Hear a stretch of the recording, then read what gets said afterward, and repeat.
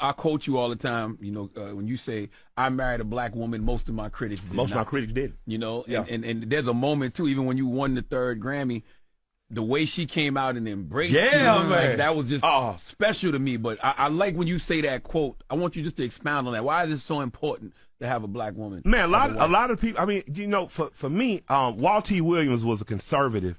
He was an economist. And so I borrow from blackness all around. I don't, you don't have to be married to a political party for me to learn from me. I grew up between 2 black folks. My grandmother was SCLC, NAACP, very much a Democrat. My grandfather didn't give a damn about government, hated most systems. He had a quote that if God gave you an appetite and a brain to make a fishing pole, you shouldn't have to pay taxes to fish. My grandmother said, well, somebody got to clean up the park, Willie. So the game was got to be. So I grew up between these. But so for me, I don't really put a lot of emphasis on what you are. It's just a matter, you love my people, I go. So when I say I married a black woman, Walt T. Williams said there's only one case he agreed with in terms of segregation.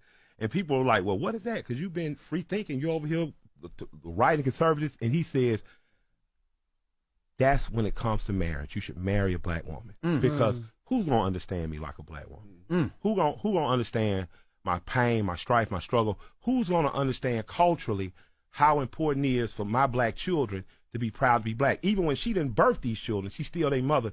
Nobody's going to do that like a black woman. Yeah. Nobody's going to. And that's not putting down other people, but that's say before you criticize me now. Yeah. I'm going to look at your life decisions, nigga. Yeah. And if you know what I'm saying, and if your life decisions didn't bring you to a black woman, then nigga, a lot of the shit you say might not be a credit to me. So I got a critic, yeah, I know this nigga don't like me. That's right. I know this nigga don't like me. I don't act like this nigga like me. You know what I'm saying? This nigga been accused of all kind of fucked up shit. But when I seen that nigga wife, oh nigga. Yeah. When I see this nigga again, I'm putting this nigga to the side. Yeah. I'm pulling your nigga card, nigga. Because you can't critique me about being black. I live in a black neighborhood.